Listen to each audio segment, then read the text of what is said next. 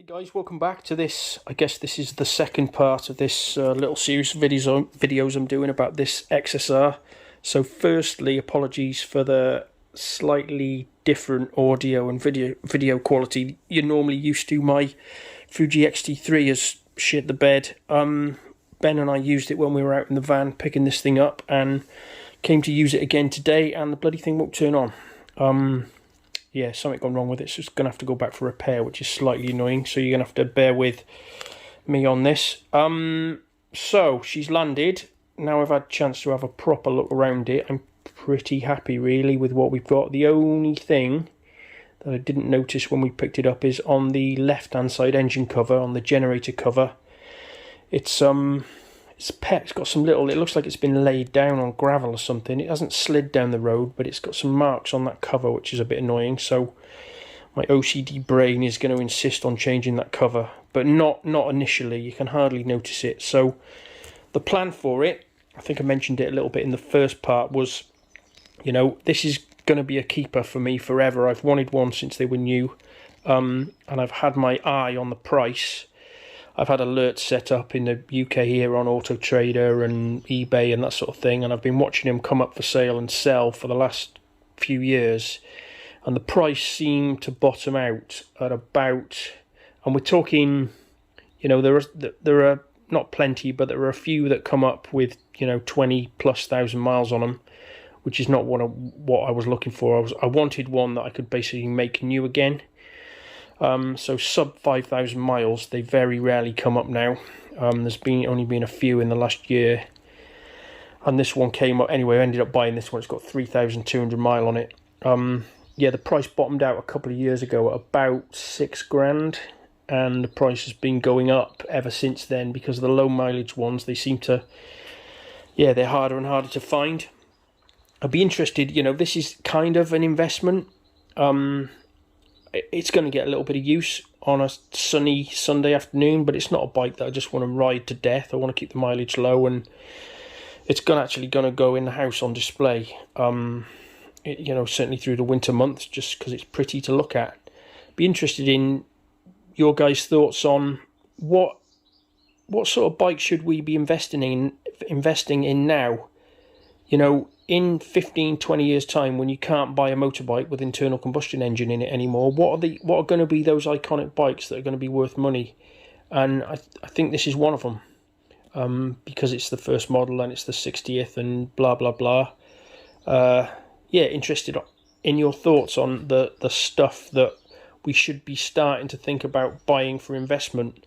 You know, who'd have thought that a CB250N Super Dream or a FS1E Fizzy 50 or something would be worth as much money as they are now? There was a point in time where you could barely give them away. They were almost worthless, and now they're worth thousands and thousands of quid. So yeah, start thinking about buying a few of these potentially, you know, iconic bikes and keeping them for the pension, so to speak. Anyway, what am I going to do to this? I'm waffling on, aren't I? I'll talk you through on the bench. I've bought a few nice little bits for it to sort of make it the bike I want it to be. It's very important to me, though, that I don't keep it original while I'm going to be riding it and, you know, looking at it. But I need to be able to, in 10-15 years' time, it needs to be able to go back to completely factory fresh out of the crate. That's where the value is going to be in something like this. So very important that there are no modifications going on that are going to damage, you know, its originality. Let me talk through I'll take you to the bench. I'll talk through the bits I've got for it. So the first load of stuff I've got, it's got the tail tidy piece, which I'm going to keep. But the powder coating is coming off it, so I'm going to blast that and I'll Cerakote it in Armour Black.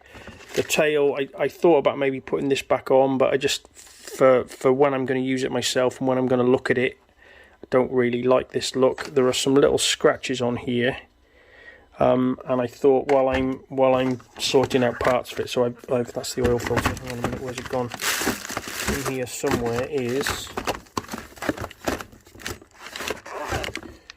the fuck is it? Oh, it's in there. I bought a new one of these. It wasn't expensive, and I thought, well, they're still available, I'll buy one. I'll just put that put that away with all the bits, so when it's time to put it back to being original, I've got the part that I need. What else we've got in here?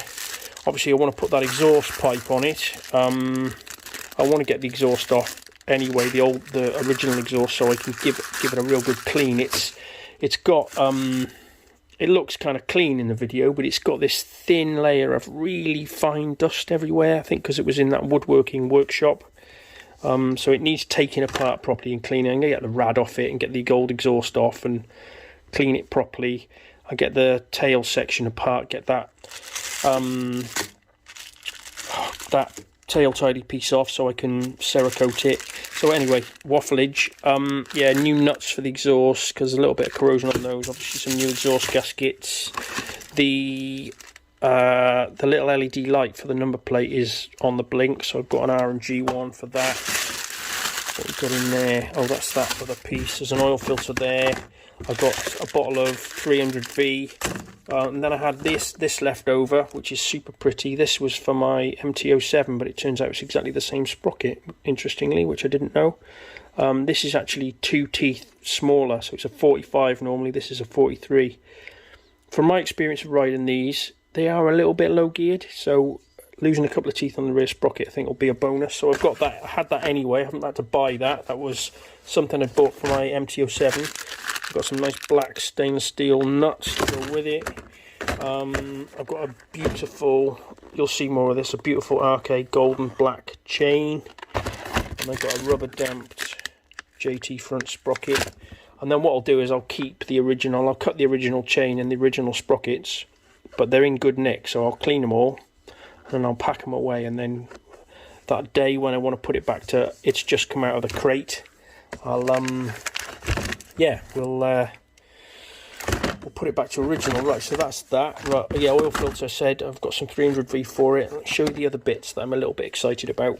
So this is the part number if you're interested. Genuine Yamaha Clubman bars. So you know the drop club racer handlebars. I just like that cafe racer kind of look. I was keen that it was going to be the genuine Yamaha stuff, not some random aftermarket thing.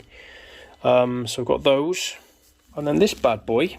Now I was led to believe that these weren't available anymore, and if you could find them, they were going to cost an arm and 4 legs second hand. So that is the part number.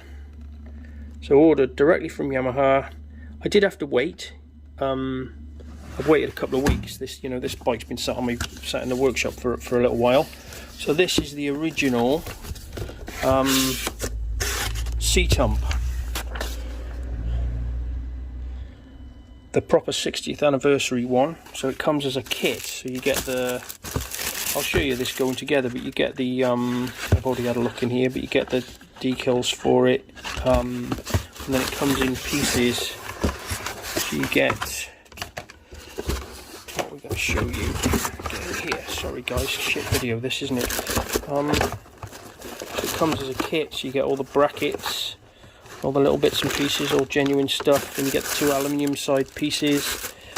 I'll show you it going together. I'll make a little video. So that was I was thinking I was going to have to hunt one down second hand on eBay or something, but no, they're still available on that part number. You just are not, I mean, expensive, but not like stupid money. I think it was 250 quid maybe, I can't quite remember now, because obviously I get a bit of trade discount. I get 20% or 25% from Yamaha on parts, so it was a bit cheaper than perhaps you could get it for. But yeah, yeah, so they're available. And the handlebars are discontinued, but they came from CMS NL.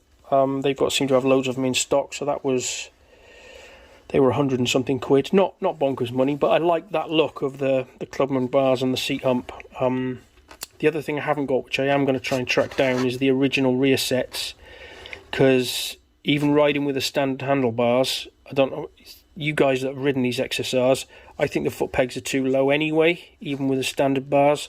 So with the drop bars, it's just not going to feel nice. The footrests are going to be an inch higher and an inch back.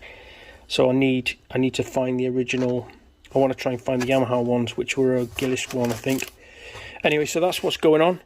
First little episode-y, I'll do little 10-minute snippets of this. Next job is I'm going to strip it down, clean it to death. We're going to give that exhaust pipe a good clean up, get that exhaust on, change the oil and filter. I'll probably bosh a set of Iridium plugs in it, have a quick peek at the air filter, get these drop bars on and stuff. Next part I'll show you some of it apart and what I'm doing to it. Anyway, thanks for watching, guys. See you soon.